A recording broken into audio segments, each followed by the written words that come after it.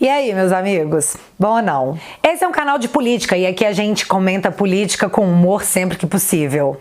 Tem muita coisa acontecendo, muita coisa pesada, mas é Natal. E eu acordei hoje sentindo que eu tinha que compartilhar uma coisa muito minha com vocês. É Natal. Eu resolvi dar o meu testemunho. No Natal nós celebramos o nascimento de Jesus Cristo, o Rei dos Reis. Apesar que muita gente conhece o Natal pela época de dar presentes, de comer até passar mal, ou de levantar aquelas polêmicas familiares e, sabe, acabar com a noite de todo mundo. Mas o Natal não é apenas um feriado. O Natal celebra o nascimento de Jesus Cristo. Um acontecimento tão importante que aconteceu há mais de 2000 anos e ainda assim o mundo para falar: Ele nasceu.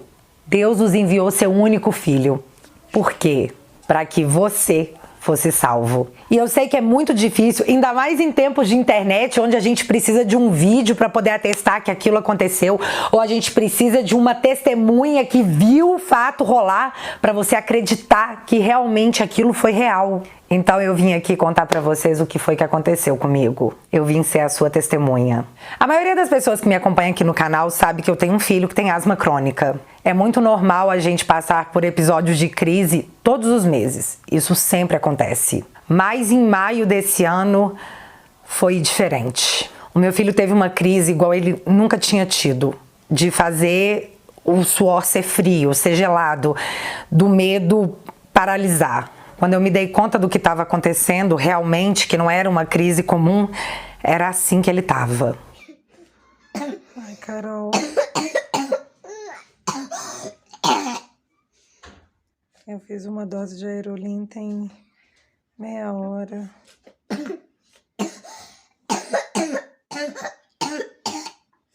Ele com muita dor. A crise dele de tosse tinha intervalo de 15 segundos. Então imagina você ter uma tosse persistente que para por 15 segundos, volta, 15 segundos, volta. Isso cria uma dor abdominal por causa do esforço que você faz, tirando todo o mal-estar que isso te causa. E ele tão pequenininho ali, eu olhando para ele totalmente medicado, no ápice da pandemia, onde os hospitais estavam lotados, onde o meu filho, que tem uma imunidade relativamente menor do que os demais, não parecia ser uma boa ideia levar ele para o hospital. Eu liguei para a médica dele e a gente decidiu fazer isso em casa, seria o melhor para ele. Ele estava totalmente medicado. Tudo que poderia ser feito por ele no hospital estava sendo feito na minha casa com acompanhamento da médica dele, doutora Carol, muito obrigada. Estava acontecendo de hora em hora. Ele estava sendo totalmente amparado por tudo que a medicina tinha a oferecer. Então eu me dei conta que não tinha mais nada que eu pudesse fazer. A médica dele virou para mim e falou assim: a gente tem que esperar ele reagir aos medicamentos. Então a gente tem que esperar. E, gente, esperar é muito difícil, principalmente quando você está vendo seu filho sofrer. E aí, não tendo mais o que fazer, eu levantei o travesseiro da cama, colocando praticamente sentado, peguei ele no meu colo e eu abracei ele assim, e eu fiquei com ele assim, ó, nessa posição. E eu tava abraçada com ele, ele tossia, e eu abraçada com ele e não tinha o que fazer, não tinha o que fazer. E foi aí que não foi nem ensaiado, não foi nem premeditado, eu abracei ele e aí eu comecei, não era uma oração, era um mantra. Eu comecei a pedir: Deus, por favor, Deus, eu tô te implorando, por favor, poupa o meu filho. Deus, por favor, poupa o meu filho, por favor, deixa ele descansar, Deus, por favor. Eu pedi com todo o meu coração, eu nem sei te falar.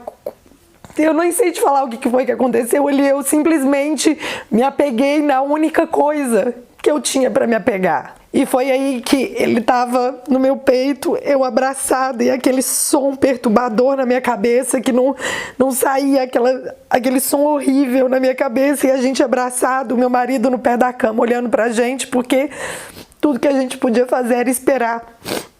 E aí, de repente, aquele som parou. De repente, um silêncio absoluto. Foi imediato. Aconteceu o silêncio. Eu ainda não tinha me dado conta do que tinha acontecido ali, porque aquele som estava preso dentro da minha cabeça. Eu ainda estava escutando ele. E aí, de repente, meu marido olhou para mim e falou assim: que oração poderosa, hein, mãe? Olha só o que você fez. E aí eu me dei conta que tinha parado.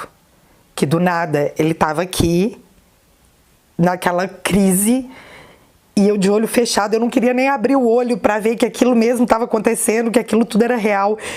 E de repente eu abri o olho, ele estava aqui, dormindo, tranquilo, totalmente descansado. E aí foi estranho, porque eu ainda não tinha conseguido realmente entender que Deus tinha atendido a minha prece, a minha súplica, porque foi uma súplica. Enquanto eu estava implorando a Deus para Ele poupar e dar um descanso para o meu filho que estava sofrendo, e eu pedi isso com todo o meu coração, Ele me atendeu. E o meu desespero era tão grande que eu demorei para perceber. Eu precisei do meu marido falar: olha só, Deus te ouviu. Isso aconteceu comigo. Eu vi isso acontecer. O meu marido viu isso acontecer. E aí eu lembrei da minha mãe falando que oração de mãe era uma coisa muito poderosa. Por quê? Porque ninguém ama você como a sua mãe. Eu sei que pai é pai, mas mãe é mãe. Você saiu de lá de dentro. É um pedacinho, é uma extensão do coração da sua mãe, acredite. E aí eu comecei a me perguntar, sabe, desde que isso aconteceu, como que Deus conseguiu dar o seu filho pra gente sabendo tudo que ele ia passar? Como que ele conseguiu ver isso acontecer e não ir lá e falar: para de fazer isso, chega!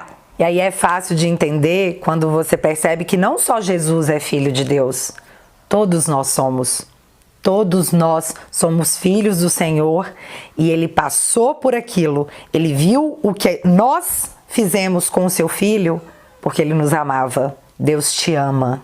E eu não sei em que momento da sua vida você vai encontrar Deus, mas eu sei que Ele está esperando por você. Seja indo na igreja, seja através de um amigo que pacientemente te atende numa véspera de Natal e fica 1 hora no telefone com você te falando dele. Seja num momento de desespero, onde você implora ao único que pode te salvar. O que eu sei é que nesse Natal nós estamos celebrando a vida do Filho de Deus, que veio, que nos foi entregue, única e exclusivamente para nos salvar. E a gente todos os dias tem que trabalhar para que isso não tenha sido em vão. Nesse Natal eu quero desejar a você muita paz, muita saúde, muito amor. Abraça sua mãe, o seu pai, os seus irmãos, a sua tia, abraça a sua avó, abraça todo mundo que você ama, porque muitas pessoas esse ano perderam alguém muito especial e não vão poder estar fazendo isso que você vai ter o privilégio de fazer. Até porque a gente não sabe se você vai estar aqui amanhã para poder correr atrás desse tempo perdido. Não deixa para amanhã. Nosso tempo aqui é totalmente incerto e o futuro a Deus pertence. Eu não tô pedindo para você sair desse vídeo e correr para devorar uma Bíblia ou correr para uma igreja. Eu tô pedindo para você dar uma oportunidade, porque na hora que você permitir, Deus vai fazer um milagre em você. E aí é você que vai ser a testemunha. Tenha fé. É isso que Ele nos pede em troca da nossa salvação. É um preço alto, mas a vida eterna vale. Então é isso, galera. Eu queria dar o meu testemunho de milagre, de fé, de amor de Deus por nós, e que nesse Natal a gente não se perca no foco principal, que é a vida de Jesus, porque Ele vive em mim e em você, por mais que você ainda não tenha percebido isso. Feliz Natal, gente! Que nessa data específica todos nós possamos ter mais amor nos nossos corações. É tudo que eu desejo e é tudo que a gente precisa. E é isso. Fiquem com Deus e a gente se vê no próximo vídeo.